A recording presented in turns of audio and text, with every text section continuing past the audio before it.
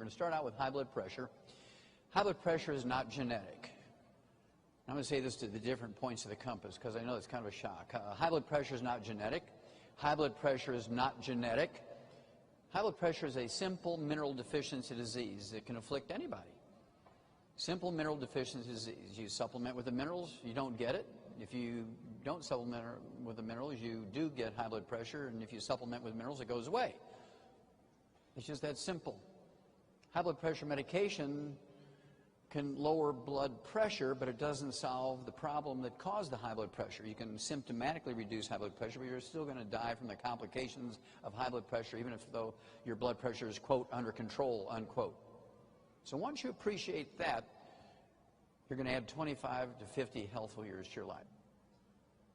And salt, everybody wants to tell you that salt is a bad thing. Salt is somehow related to high blood pressure. Whether you believe it or not, how many of you have heard that salt has something to do with high blood pressure? Okay, good. We've all heard that. Well, the first thing a good farmer puts out for his livestock is a big salt block, right? And there's nobody out in the pasture telling a cow she's limited to 1 lick a day, is there? And so I refuse to believe my human patients are dumber than the cows. So I said, look, go ahead and just salt your food to taste. Don't worry about it.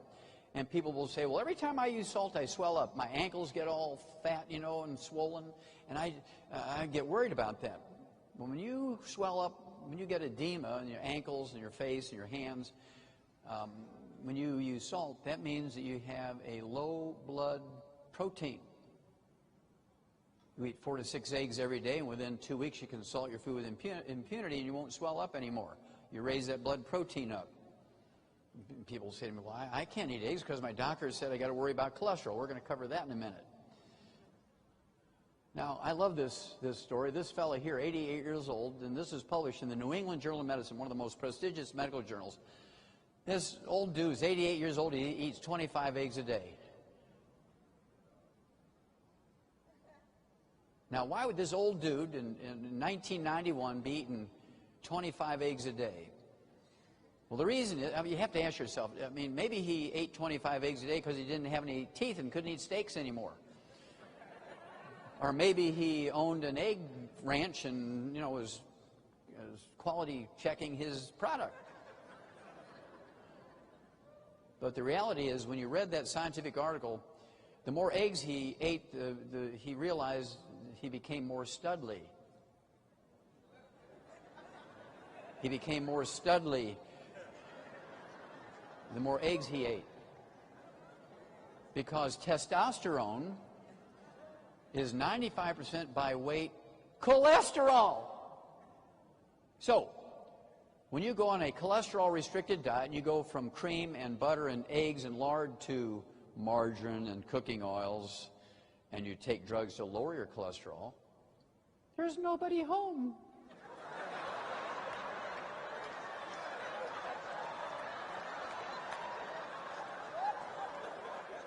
So, ladies,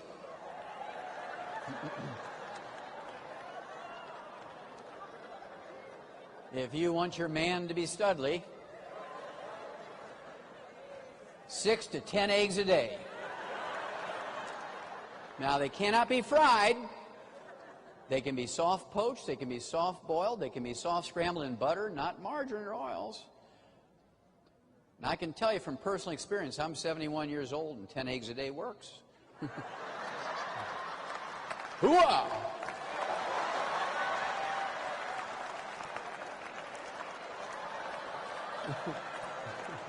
See, now the ladies, gentlemen, the ladies understand what I'm talking about. Okay. That little box down there in the middle, this was actually the same study I just showed you on salt. That particular study was actually a government study called the Sodium Task Force.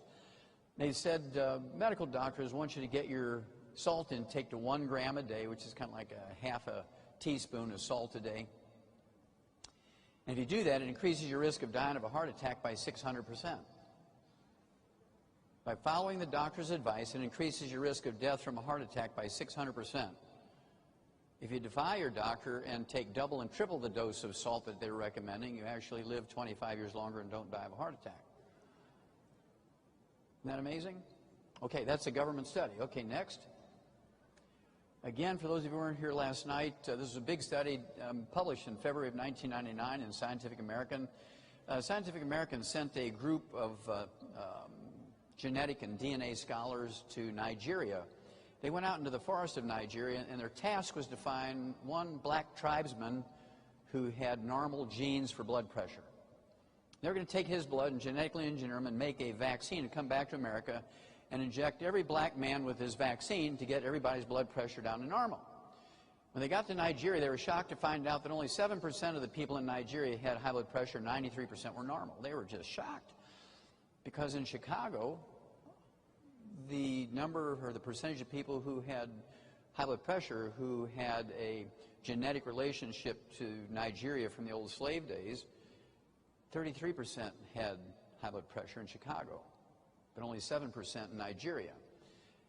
And that tells you immediately that it's not genetic, because your position on Earth doesn't determine how a genetic disease will manifest itself.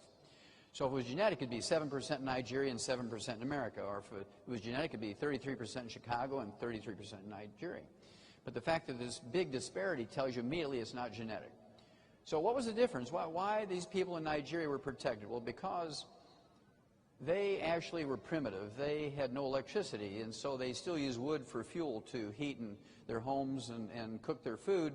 They would take the wood ashes and use that as a fertilizer, and wood ashes is a misnomer, because the stuff that's left when you burn wood for fuel is not really ashes. It's the minerals that the tree had picked up out of the ground. You burn the carbon, and these minerals are put into the gardens. The okra and the sweet potatoes and the onions and the tomatoes and corn take up these minerals.